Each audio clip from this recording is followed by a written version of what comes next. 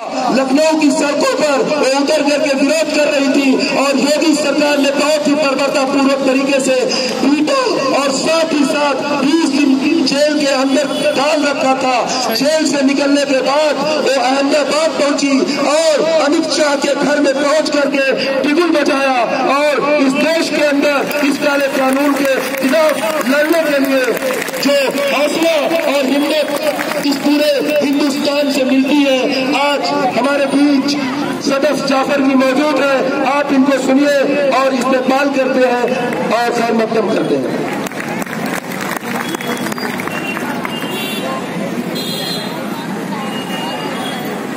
मैं क्या कहूँ यहाँ से कि मैं इतनी ज्यादा अपने आप को खुशकिस्मत समझ रही हूँ कि उन बच्चों के बीच में हूँ जो अपने आप में हर बच्चा एक हीरो है।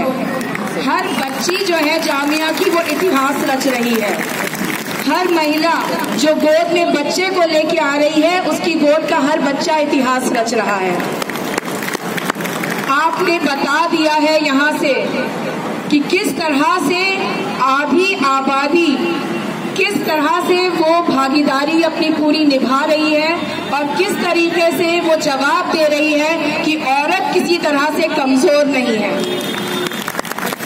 मुझे नाज है हर एक इंसान पर जो यहाँ मौजूद है, हर उम्र का, हर तबके का, जो आज यहाँ पे जिस तरह से आप मुंह तोड़ जवाब दे रहे हैं CAA, NRC, NPR का, ना सिर्फ उसका बल्कि मैं ये कहती हूँ कि आप मोदी और शाह की नफरत का जवाब देने के लिए साथ हैं।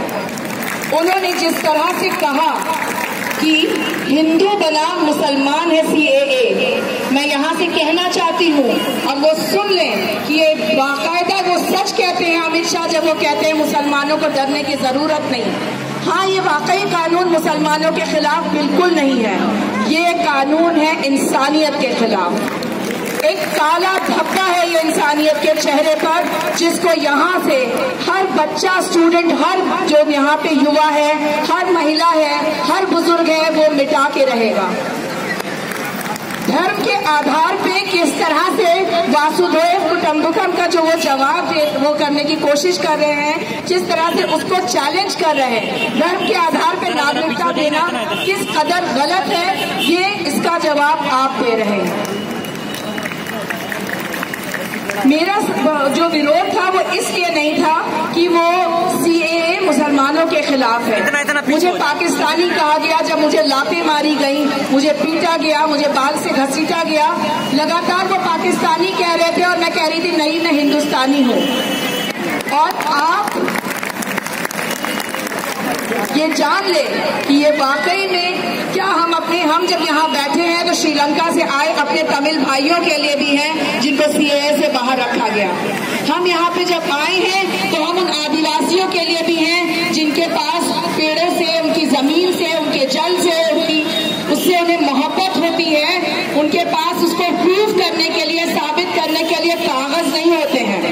हम यहाँ जब आए हैं तो उन तमाम ट्रांसजेंडर्स के लिए आए हैं जिनको घरों से बचपने में निकाल दिया जाता है। हम जब यहाँ आए हैं तो उन तमाम औरतों के लिए आते हैं कि जिनके पास वो कागज नहीं है।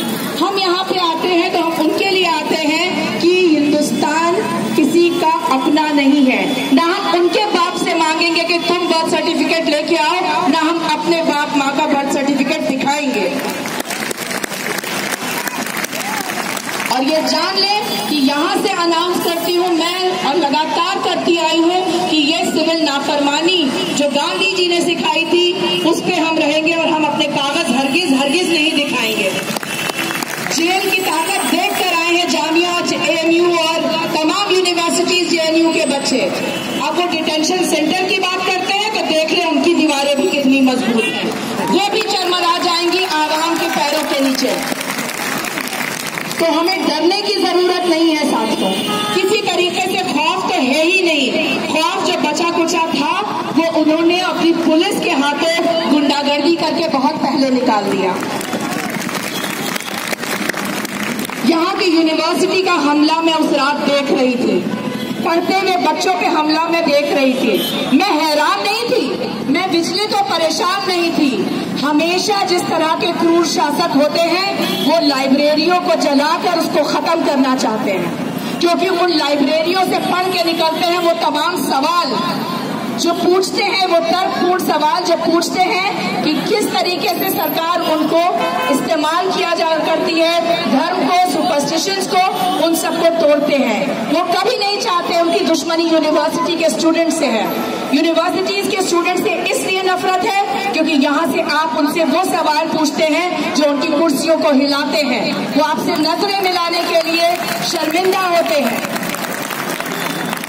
इसलिए वो करते हैं यूनिवर्सिटीज पे हमला, इसलिए वो जलाते हैं यूनिवर्सिटीज को और तोड़फोड़ करते हैं। और मैं इतनी खुश और मुझे नाज है यहाँ के बच्चों का कि भूखे बैठे हैं लेकिन उनके सामने किताबें हैं, खाना नहीं चाहिए लेकिन पढ़ रहे हैं। तो लड़ाई ये जारी रहेगी, तब तक जारी रहेगी जब तक कि मोदी और अमित शाह जान ना ले और समझ ना ले कि ये हिंदुस्तान डंडों से अगर डर गया होता तो आज भी वो गुलाम होते अंग्रेजों के, और आज भी वो माफीनामे लिख रहे होते जैसे उनके पुरखों ने लिखे हैं। ना हम डरते हैं, ना डरेंगे, ना हम मारेंगे, ना हम मानेंगे। तब तक नहीं मानेंगे जब तक ये काला कानून वापस नहीं होता। क्रांतिकारी सलाम मेरा आपको। Thanks a lot, ma'am, for sharing your thoughts with us.